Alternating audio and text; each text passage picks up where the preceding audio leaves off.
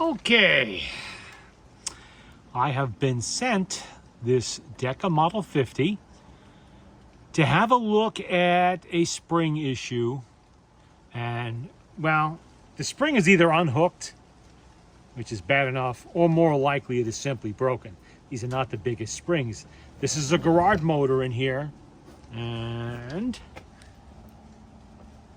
nothing happening. It's just spinning. Nothing going on. It's not even clanking as it would be if it had just unhooked itself. So I'm thinking we're going to find a broken spring in there. That's fairly common occurrence with spring-powered phonographs. It happens. There are some other issues I've discovered. Inside the cabinet here, the case rather, we have a piece of broken wood. That's easy enough to glue back on. I can take care of that. It just goes up here, right in there. We'll glue it on. I see an accumulation of needles, but also back here a couple of little screws. See? A couple little screws. Those screws actually hold the zinc horn to the motor board. Again, I can put that back on. Not a big deal. This is a little more concerning. We are missing a piece of wood here entirely, and this screw that goes here was not gripping into the wood. Not sure why that's occurred. And I'm really loath to tear that off of there because I could do damage to the side here. Don't want to do that. I'm going to have to maybe come up with a longer screw perhaps to go past the bad area and get into good wood. Cross that bridge when we come to it, I guess. You can see how they designed the inside. The cabinet, this is where the zinc horn goes here. We have a nice two pieces of wood that shape the horn opening itself. I notice on this side, we have a similar issue going on. Although I thought that screw was gripping. It was, because I took it out. I guess it was only gripping into the motor board. Huh. At some point, this machine took some damage. Didn't happen this time. Now, this could have been from being shipped here. Being bounced around, it happens. Once I glue that back in, it's not going to happen again. But it'd be more likely to happen if these two screws were not holding and it tore, this was kind of flapping up like this and it just caused this to break. Something to be taken care of, not the end of the world. Cabinet looks, the case rather, it's it's portable. Looks pretty good. We have a few issues with the, I don't know if Decca called this Rexine. I guess you could. I mean, it is a UK manufactured gramophone, so portable gramophone. I guess you'd call this Rexine also. We have some black tape repairs here, which means there's probably something missing under there. Not much I can do if it's missing something. In the back, we have some area back here that's just loose. Hide glue will take care of that. It's not bubbling anywhere that I see. It seems okay there. Let's see what's underneath. Yeah, it's not bad under there. I see a few little spots there. Okay. We have the handle still on it. That handle looks suspiciously new. Word to the wise, never, never, never lift a machine on this kind of handle. Okay, this is not the HMV 101 or the 102, which has a metal strap built in under there that can support weight if something happens to the leather. And this little rivet they have here to holding it in. This is like a cheap valise handle, and never trust this. Even with a lighter phonograph like this, never trust these handles. Always pick up the whole machine. That handle breaks, the machine drops to the ground, now you've got big problems. So even if they look good like this, never trust them. Now over here, this one actually has the original, I'm assuming this is the original Decca reproducer. I have a Decca 50. Mine did not come with a reproducer because these are pot metal, was broken in a million pieces. I don't know what it originally would have had on it. Other Deccas I have had were different models and they had different reproducers than this. This has a stone hard isolator gasket on the back. And oddly enough, and I don't know why, there is no guide pin in this. You have to set the angle of the needle, of the reproducer rather, entirely by eye. There's no guide pin. The guide pin should be like right around here. Yet oddly enough, the tone arm itself the end of the elbow, does have a slot for a guide pin. And if you notice what's on here, this is a Victrola number 2 reproducer that has a guide pin, and it fits on that tone arm perfectly. So if there's ever an issue with one of these, and there usually is, you can replace it with a number 2, you can replace it with a number 4, an exhibition if you wanted to, or you could replace it with a Victor orthophonic reproducer simply by swapping the orthophonics isolator gasket out for one that belongs to a number 2 or a number 4. That's all you have to do after you've rebuilt the orthophonic reproducer anyway. And I have it on good authority that the owner of this machine actually does have such a reproducer and is considering having it rebuilt. I don't know what I'm going to find when I play this, but I am going to try to play it once, of course, I have the spring issue taken care of. I don't know if it's got decent alignment. I should put it looks like the alignment might be a little bit off on that needle. And I don't know what's going on here. That doesn't look right. Maybe it is, maybe it's not. Hard to say. But I'm going to try to play it before I even attempt, if I attempt at all, to do anything to this. Because generally speaking, when he comes to, and I am assuming this is pot metal and not aluminum, judging on my past experience with Decca reproducers, I am not going to do anything that might cause this to break, because then it's not even good as a display item. So we'll see. We'll see. But there are options. That's why I put this Victrola number 2 on here. So you can see, you can fit one on. And it looks good on there too. So, and we got a little bit of looseness there. I have to try to do something about that. That's not too good. Let's see, what else? What else did we find? Is that, like I mentioned, this is a garage motor. Let me pick this up. First, see if I can get that. It was a little bit tight putting it on there. We'll get this off of here and put it back where it belongs, which is with the rest of them. See what I mean about the guide slot?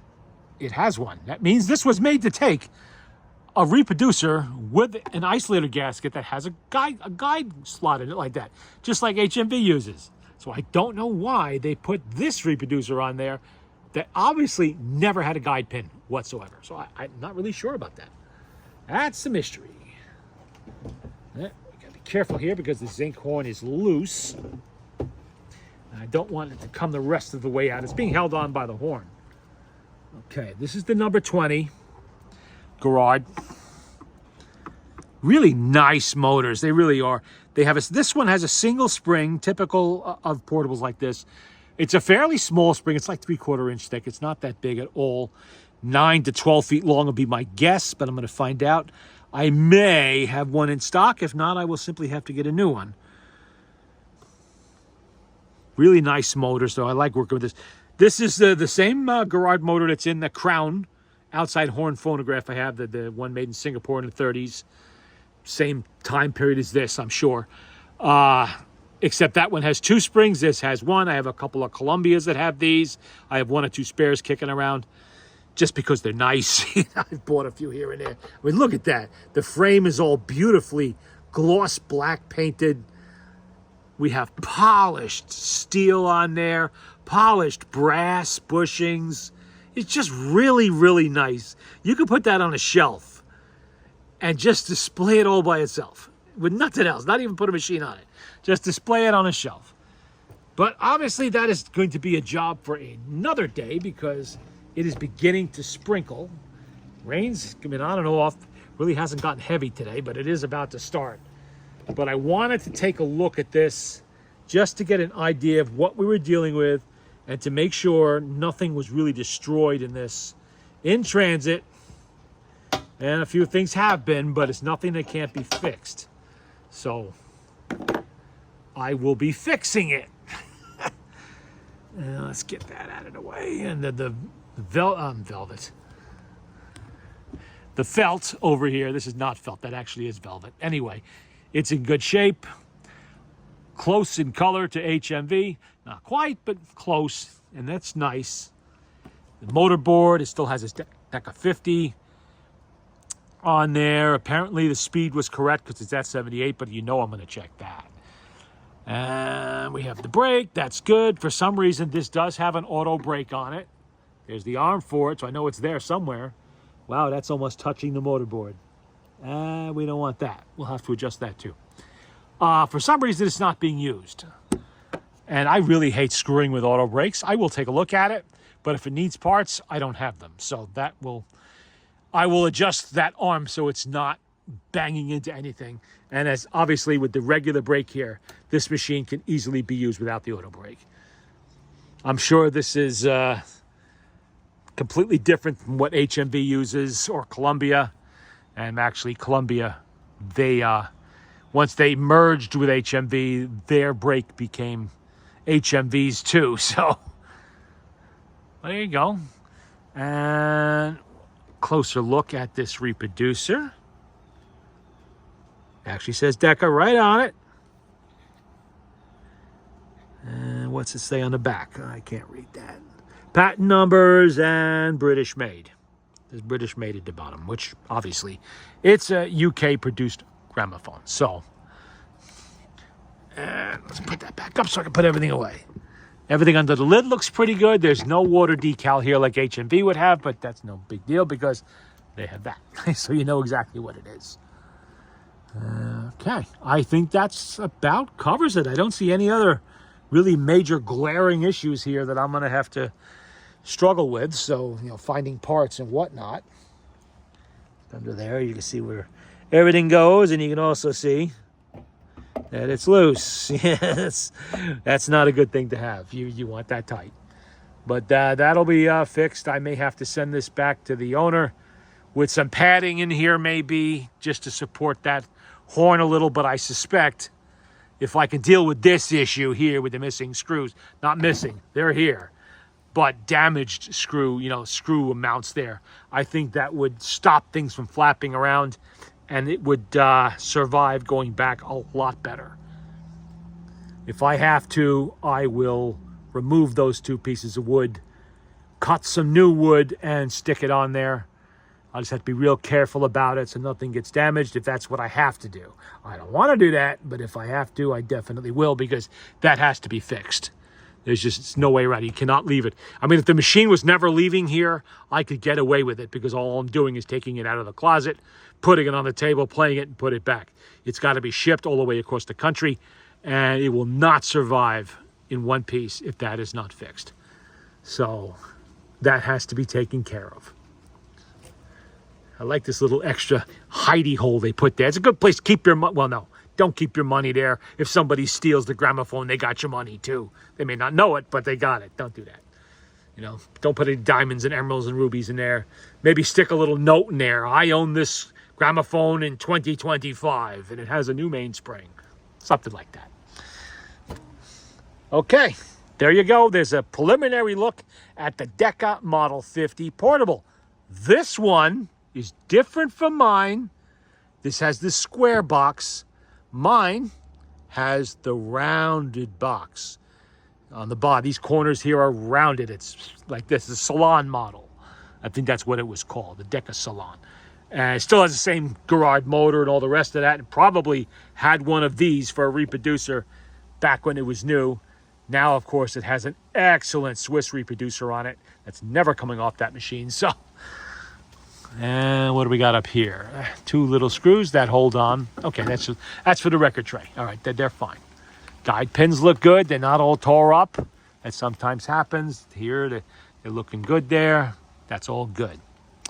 All right, that's it for now. This machine will be featured again as work progresses.